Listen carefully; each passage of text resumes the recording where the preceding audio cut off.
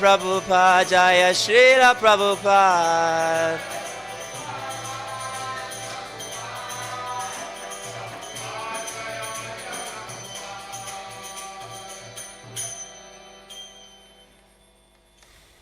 Jaya Om Vishnupad Paramahamsa Parivrajacharya Ashtotra Shata Shri Srimad His Divine Grace A.C. Bhakti Vedanta Swami Srila Prabhupada Ki Jaya Om Vishnupad Paramahamsa Parivrajacharya Ashtotra Shata Shri Srimad Bhakti Siddhanta Saraswati Goswami Thakur Ki Jai Antakoti Vaishnava Vrinda Ki Jai Samaveda Gaura Bhakta Vrinda Ki Grantaraj Srimad Bhagavatam Ki Nitai Gaura Premanandi. All glories to the assembled devotees. All glories to the assembled devotees. All glories to the assembled devotees. All glories to Sri Guru and Gauranga. All glories to Srila Prabhupada. Okay.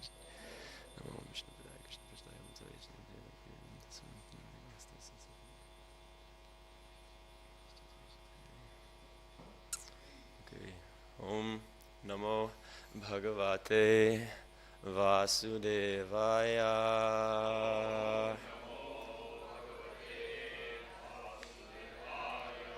Om Namo Bhagavate Vasudevaya.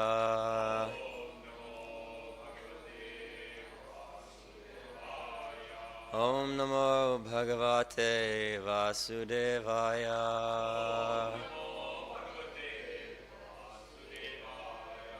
Narayanam Namaskritya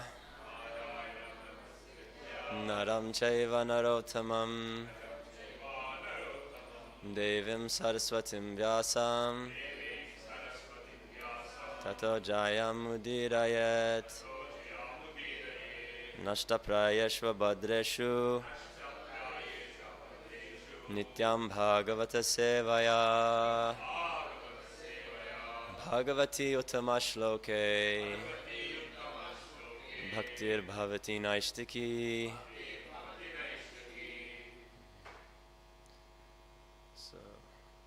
Hare Krishna, everybody.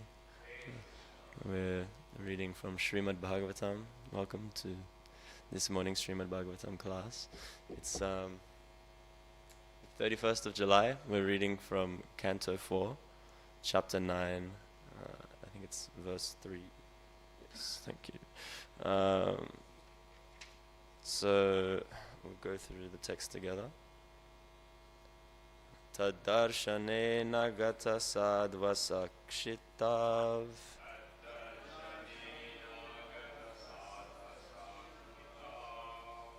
avandatangam vinamaya dandavat drigbhyam prapashyan prapibannivarbhakash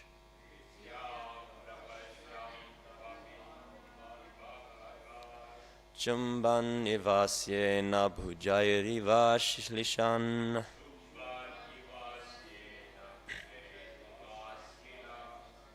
Tadarshane Nagata Sadvasakshitav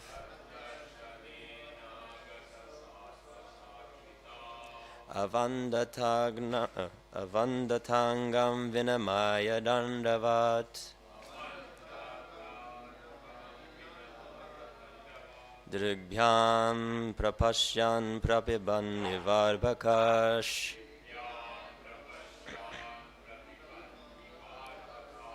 Chumban nivasyena bhujairiva shlishan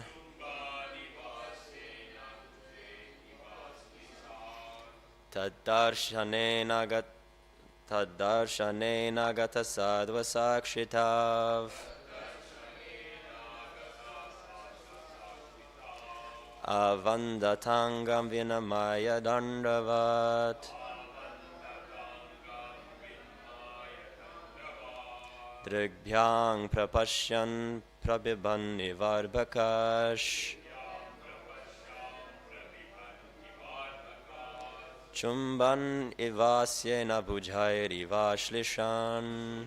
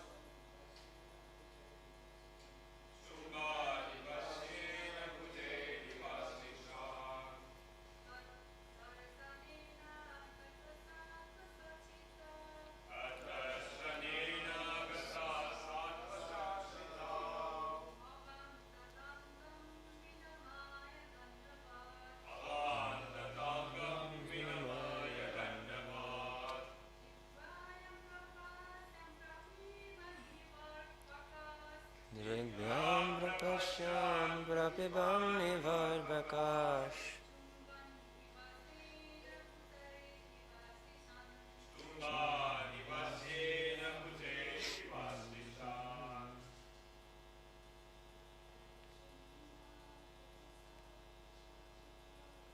Tadarsanena Gata Sadva Shakshita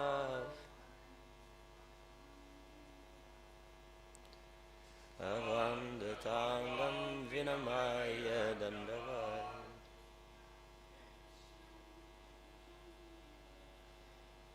Trigyam Prapashyam Prapibam Nivarbakash.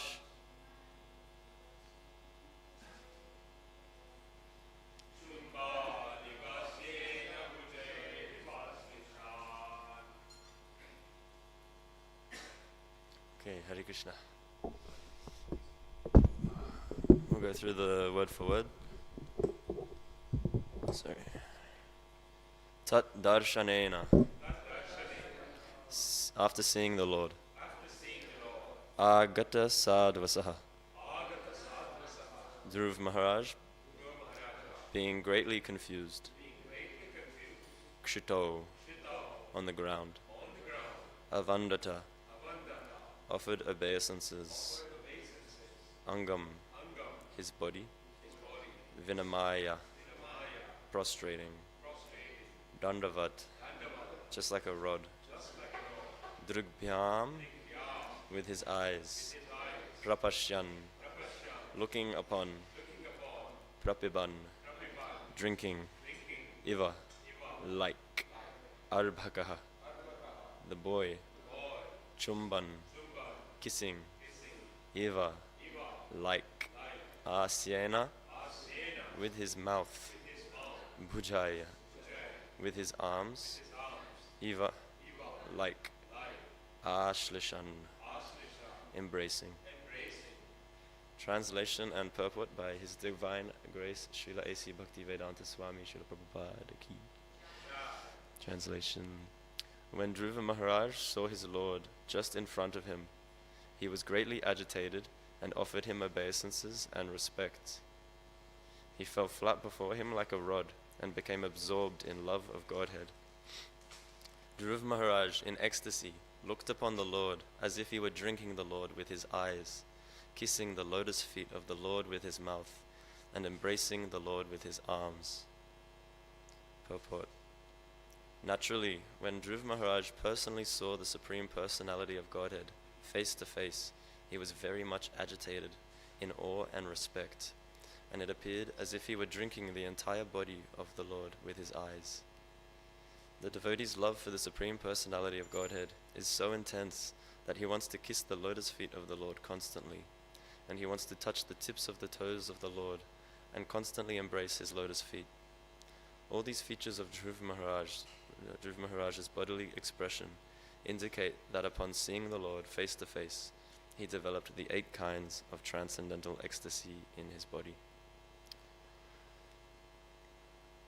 Om Jnana Timirandasya Gyananjana Shalakaya Chakshurun Militam Yena Tasmai Shri Gurave Namaha Shri Chaitanya Manobhishtam Sthapitam Yena Bhutale Swayam Rupa Kadamahyam Dadati Swapadantikam Vandeham Shri Guru Shri Uta Parakamalam Shri Gurun Vaishnavamscha Shri Rupam Sagrajatam Sahagana Raghunatham Vitam Tam Sajivam Sadvaitam Savadhutam Parijana Sahitam Krishna Chaitanya Devam Shri Radha Krishna Padan Sahagana Lalita Shri Vishakan Vitamscha.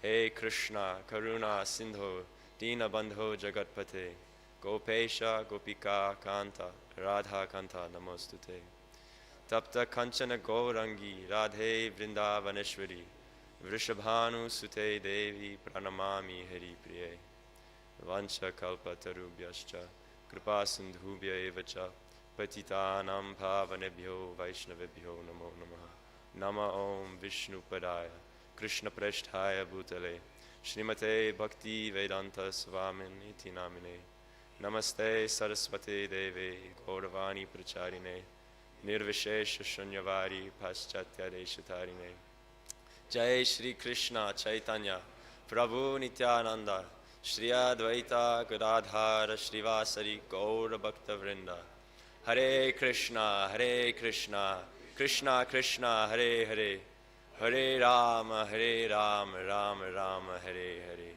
Hare Krishna Krishna Krishna Hare Hare Hare Rama Rama Rama Hare Hare Hare Krishna Krishna Krishna Hare Hare Hare Rama Rama Rama Hare Hare Hare Krishna. Okay, so yeah, once again, welcome to this morning's class. Thank you for coming along today, and anybody watching online. Yeah, there's two main kind of points of devotional service that we'll be discussing today. I want to make a distinction as well between these two things, because the first is offering dandavats. We see that when Dhruv Maharaj gets this darshan of the Lord, I think it's the Prishnagarbha form of Vishnu, he is agitated in awe and respect, and this pushes him to offer obeisances, and he falls down like a rod. So this is an action that we do every day in devotional service. We offer dandavats.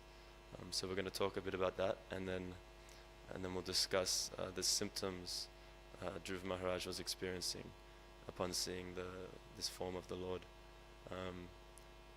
And that distinction between an action and a symptom is something that will become more important as we discuss. So first of all, dandavats. The literal meaning of danda is a rod. You know, the sannyasis will walk around with their tree danda. So when we offer obeisances, actually we're supposed to offer obeisances like flat on the ground. You'll see Matajis will do, I think it's like the six-limbed form of dandavat, and Prabhus will do like a eight-limbed form. But either way, it's we're fully surrendering our pride, our humility, I guess, when we offer dandavats.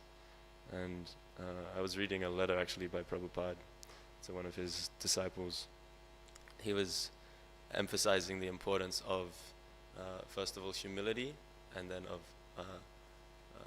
humility in sincerity as well, not just thinking like sort of whimsically that we're low and we are foolish, but seriously understanding that we are foolish, and then secondly, not just offering namaskars and you know, like doing a quick little like tapping the ground and tapping our heads or something like that. We offer full proper dandavats when we offer obeisances, and these 2 points are important for a specific reason. So first of all, he gives the example in his letter of Chaitanya Mahaprabhu. So this is, you know, the Supreme Lord, Supreme Personality of Godhead himself.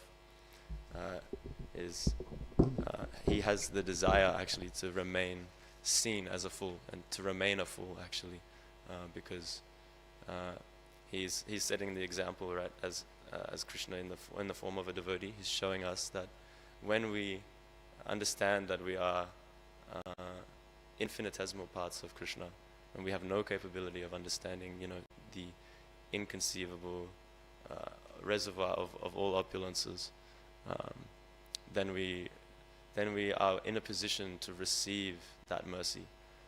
But when we come to the spiritual master, or when we come to the Vaishnavas, or when we try and come to Krishna with a sense of pride, we're basically saying like, we already know everything we need to know. We're already capable of everything we need to do, so we don't need your help. So when we offer obeisances, and when we take this humility, we're saying, we sing sometimes in the mornings that bhajan by Narottam Das Thakur, Shri Krishna Chaitanya Prabhu, Doya Karo More. I think it's Petita Pavana Prabhu, Most Sama, what is it? Most Sama Paibe, something like that. I can't remember, sorry. But yeah, basically saying, I am the most fallen actually, and therefore my claim is first, you know. Because I am the most fallen, I deserve your mercy the most. And then another example is given of Raghunath Das Goswami, another one of our great acharyas in the Gaudiya Sampradaya. He would offer 2,000 dandavat obeisances every day. That was his sankalpa, that was his sadhana.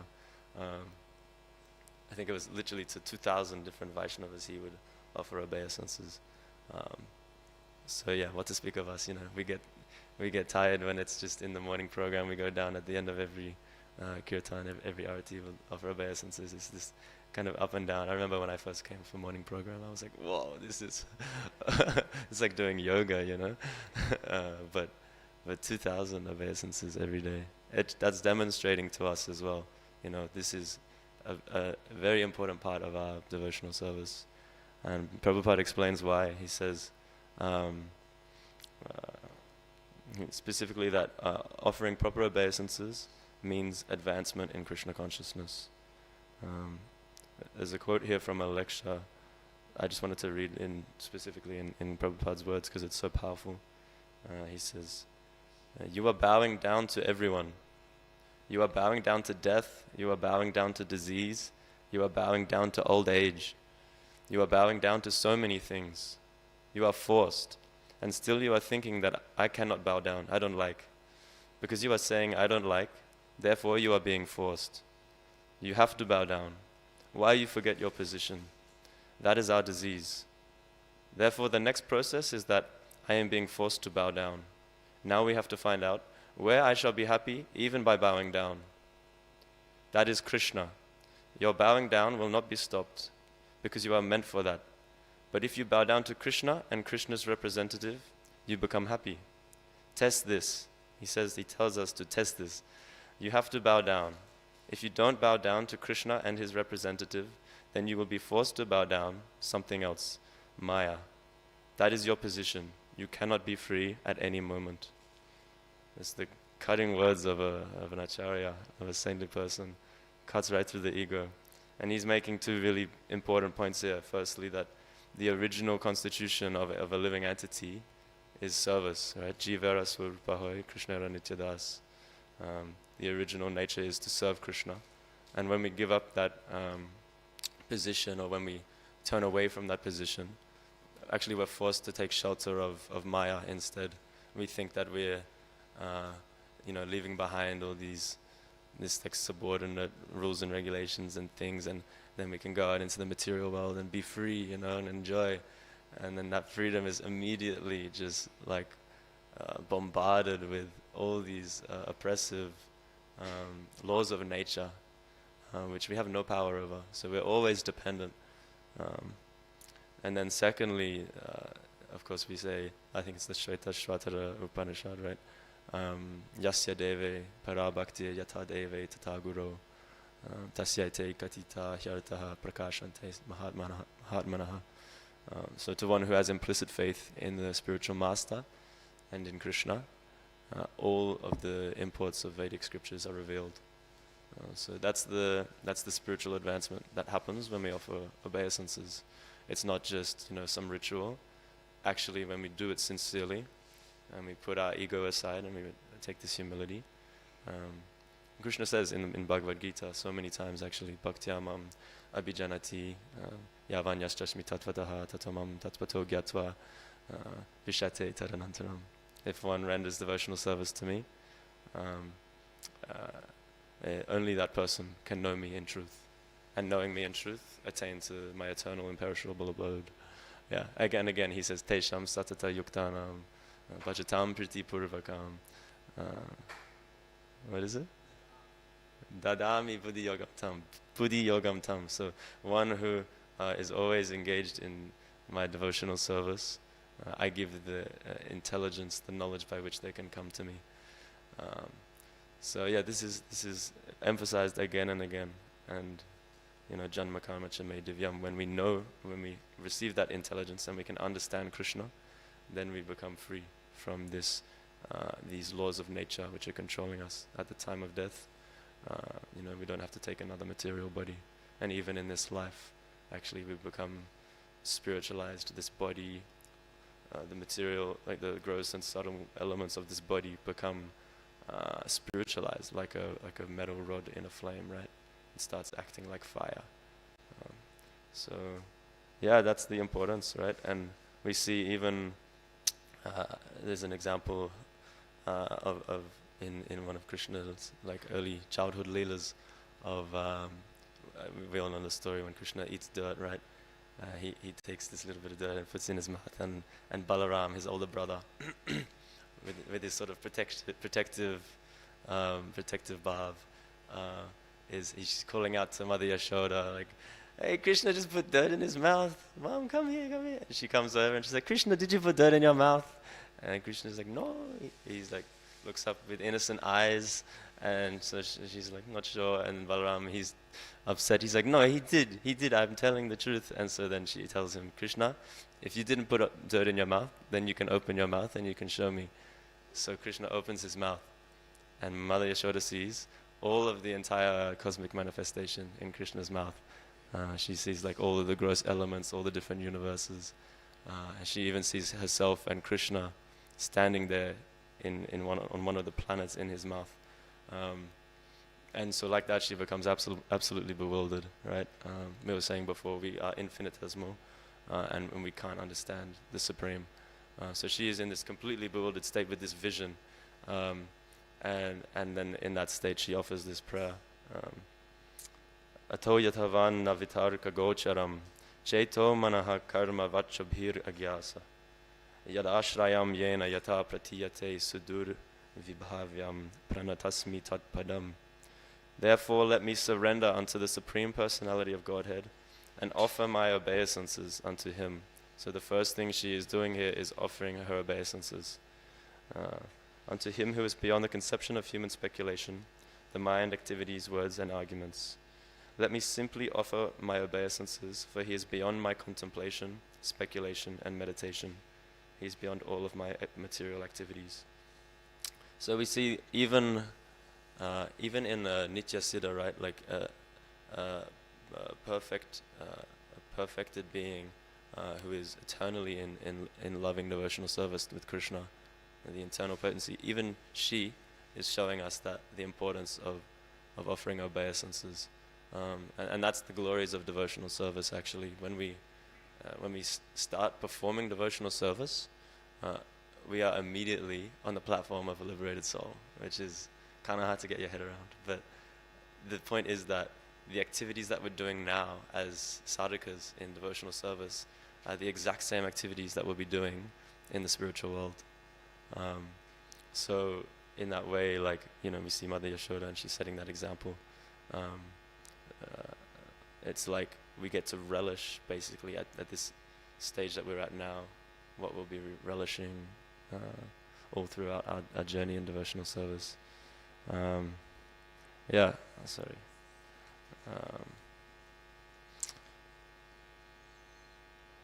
think basically you get the point, right? It's like the importance of offering obeisances, the importance of humility.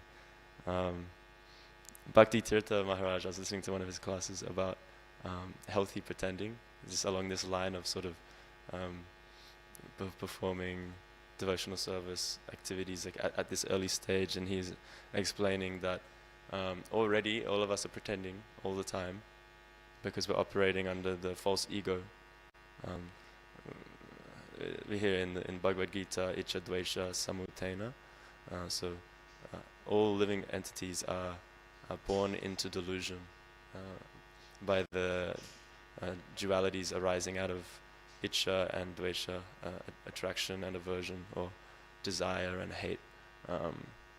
So this like illusory story that runs through the mind of like, I want this, I don't want that. I want to feel warm right now, I don't want to feel cold. Or I want to feel cold right now, I don't want to feel warm. We go through these completely contradictory games basically of the mind.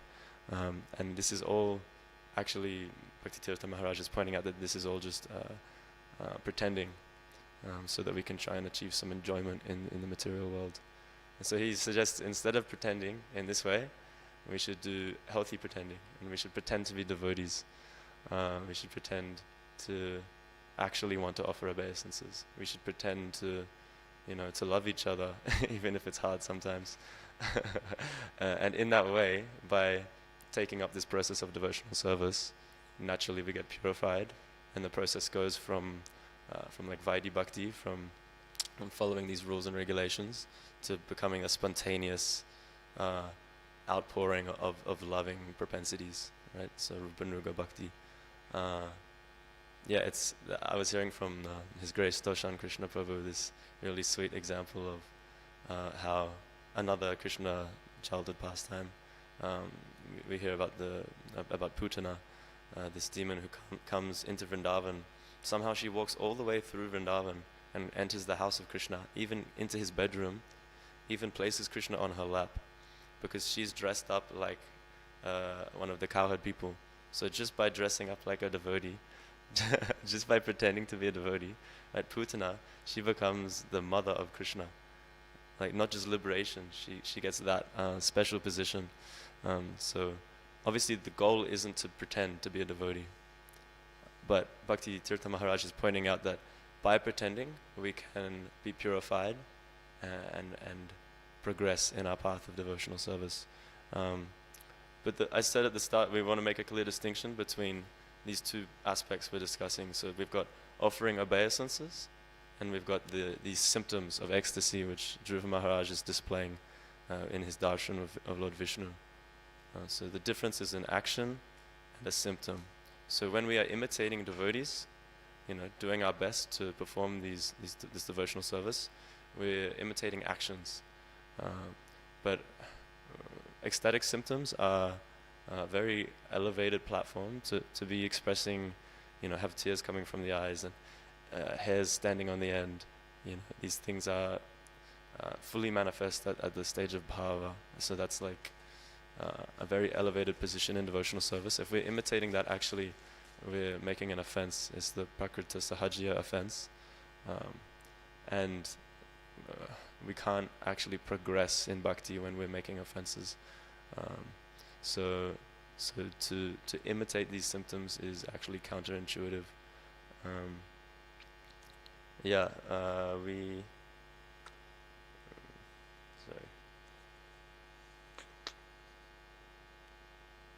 Another thing I was hearing from Toshan Krishna Prabhu, he was pointing out this tendency to kind of conflate feeling of like longing, calling out to Krishna, even like crying for Krishna, and it's coming from a place of material suffering, like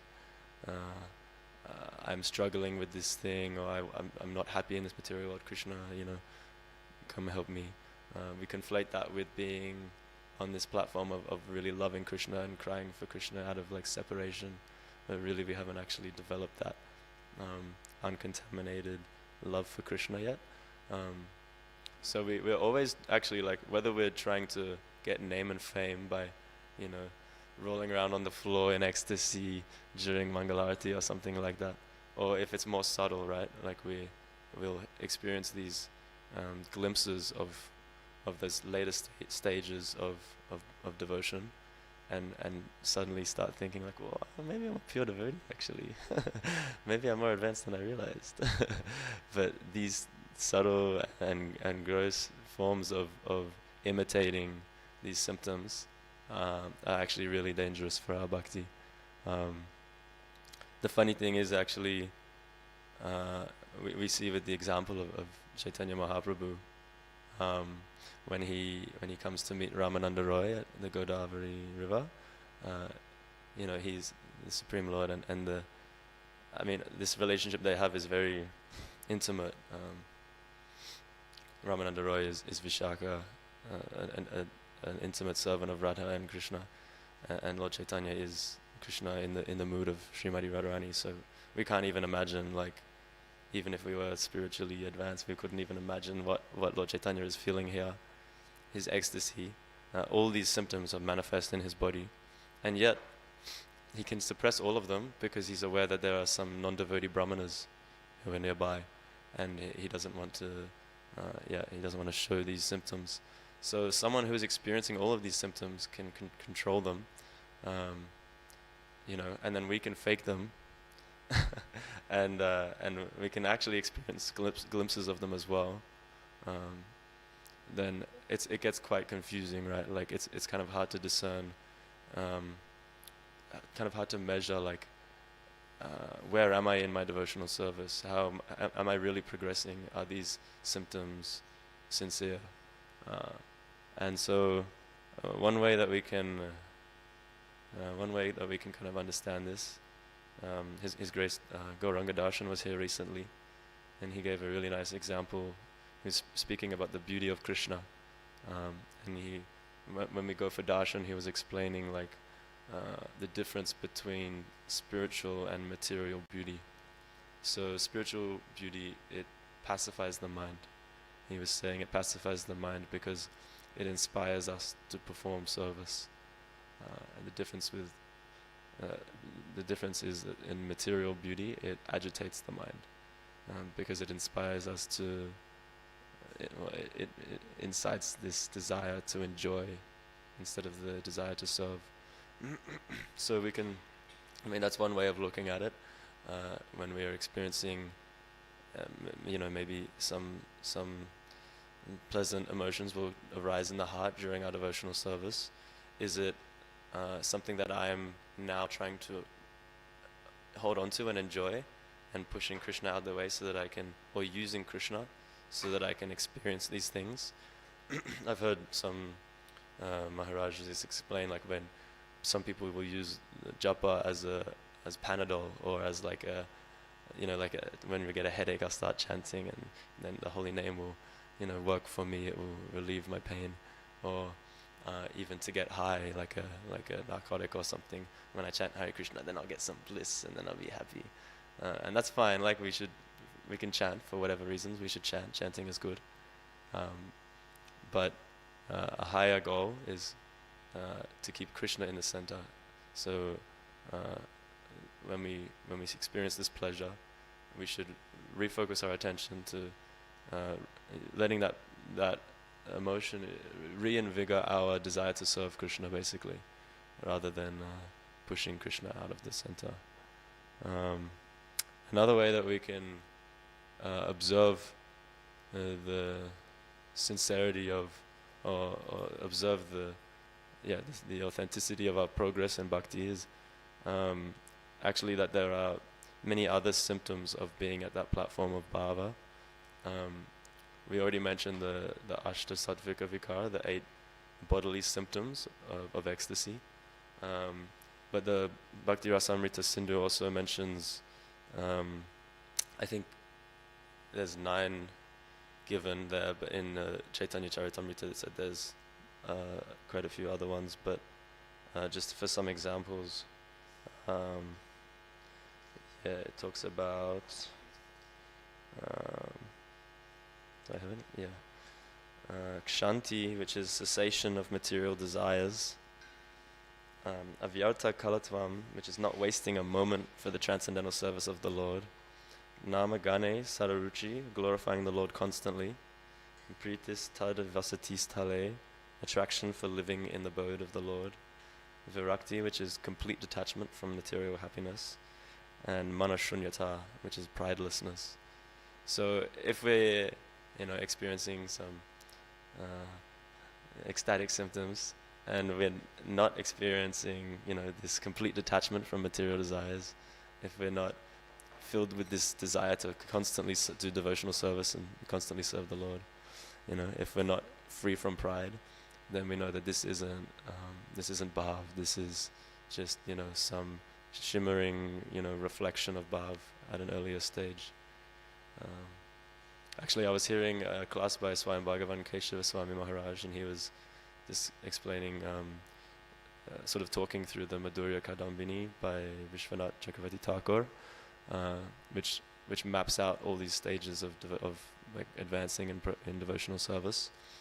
And he made an interesting point that it's not actually like a step-by-step kind of progression. It's not this linear path where we, now I'm in bhava, now I'm like, tick that box, next 10 years I'm going to be up here, and then next chapter is coming soon.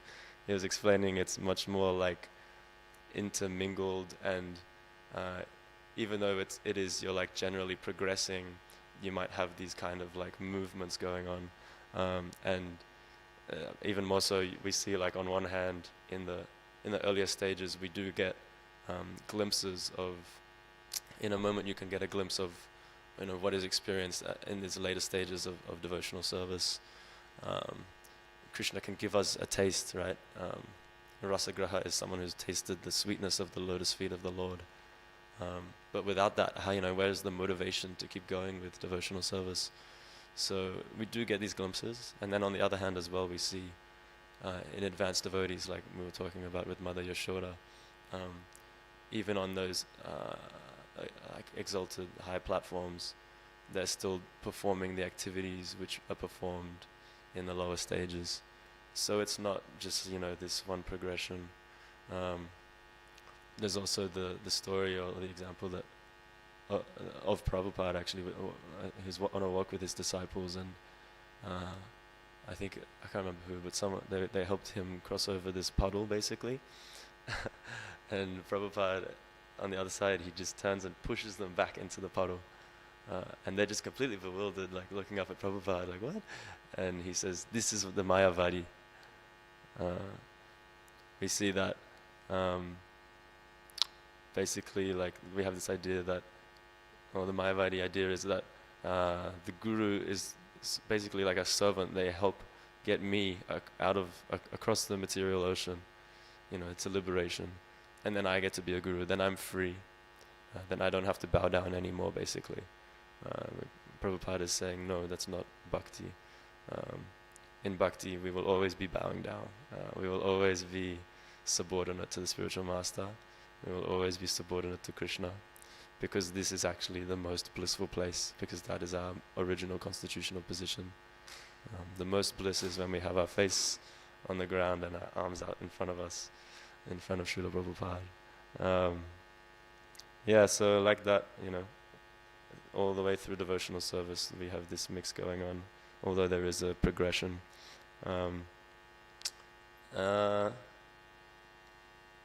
And so it's, it might seem confusing, but we can take the positive impetus of those glimpses and use that as an opportunity to re-engage it in more devotional service, to do more sadhana, do more preaching, because that the inspiration that's come from that glimpse has given us more attachment to Krishna, basically. But instead, if we get puffed up and we start thinking, oh, now I'm a pure devotee, now I don't have to offer obeisances, now other devotees, they should offer obeisances to me, right? I did such nice service the other day. I was so blissful out on Sankirtan. So we have to be very careful. The real symptoms of someone on the platform of bhava is pridelessness and constant engagement in devotional service. There's one more example I wanted to give of Prahlad Maharaj, when he's experiencing these bodily symptoms of ecstasy. We hear that his schoolmates, just by seeing these symptoms, they become blissful, they develop spiritual knowledge, and they become devotees just by seeing these symptoms. So, like, it's not something we should be scared of. Just hearing about these symptoms in the pure devotees can actually be a cause of ecstasy for devotees, and for what to speak of devotees, even for non-devotees, they can become inspired and they can become attached to Krishna just by seeing these symptoms. And that's the glory of Prahlad Maharaj, right? Like, any little spiritual benefit he gets, immediately it's being used for the upliftment of the fallen conditioned souls. So this is the mood that we should sort of try and meditate on. And basically like that, I just wanted to bring it back to the point of offering dandavats as well. We hear with Dhruva Maharaj, actually his mind was agitated when he saw Krishna, but it wasn't agitated in enjoying. That agitation was with awe and reverence for the beauty of the Lord, and that agitation pushed him down into dandavats. So in the same way, when we offer obeisances, we should be um, meditating like this, you know. Yeah, that's basically everything I have to say. Does anyone have any questions or comments or corrections?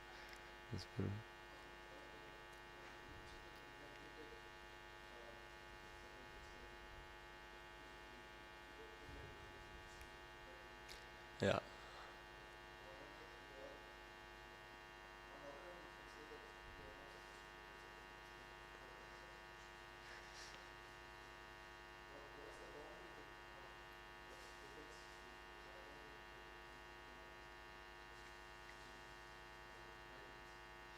Mm.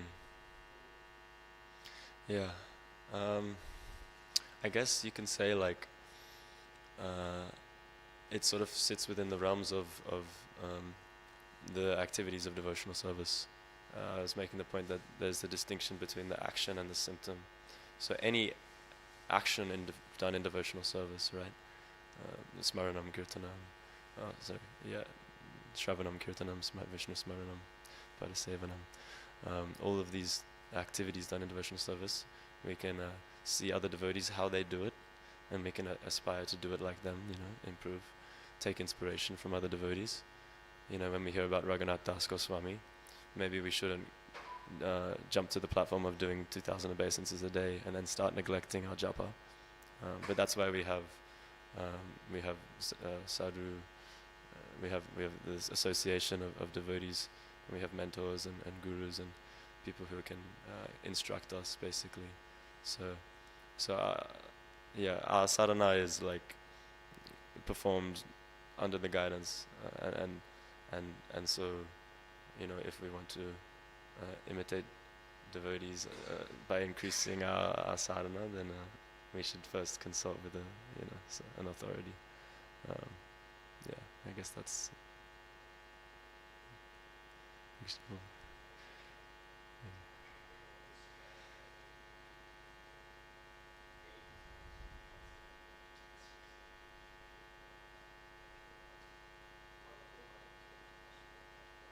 Hmm.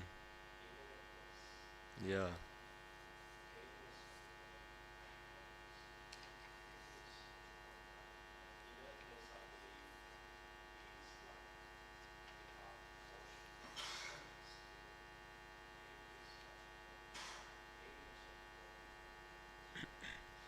Yeah.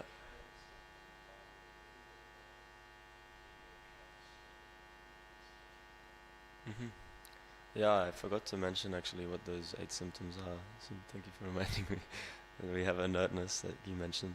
There's also perspiration, standing of hairs on end, failing of the voice, trembling, paleness of the body, and tears in the eyes, and trance.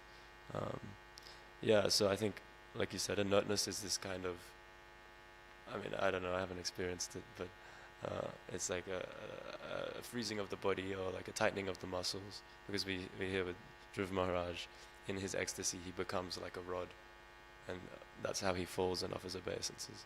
So when we do Dandavat, right, we get down and we like, oh, slowly, like, oh, my knees, oh, start climbing down slowly and then stretch out, and then, oh, now I'm lying down, I can rest. But I think the difference with those symptoms of ecstasy, when you do real dandavats, right, you become a rod. I mean, so that's how I understand that. Paleness of the body, I couldn't say anything. I've not experienced, I've not seen such symptoms, so yeah. And I guess samadhi, like trance, is we know that samadhi is something that we achieve when we advance, where we just, our mind is fixed. It's basically like a stiffness of the mind, I guess. It's that attraction is so strong that the mind doesn't wander away. That's all I know, basically. Yeah.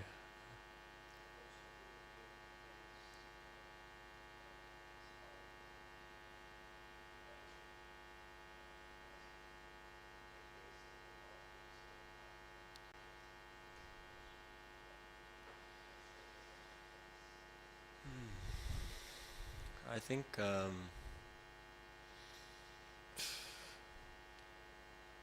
mean, it's not an offense, I guess, but Sorry, I'm not so sure. I don't wanna speak beyond my knowledge.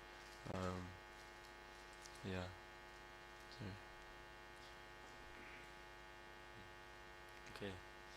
Thank you, everybody. Hare Krishna. Srimad Bhagavatam ki jai, Srila Prabhupada ki, Shri Shri Radha Gopinath ki, Nitai Gaur Premanandi.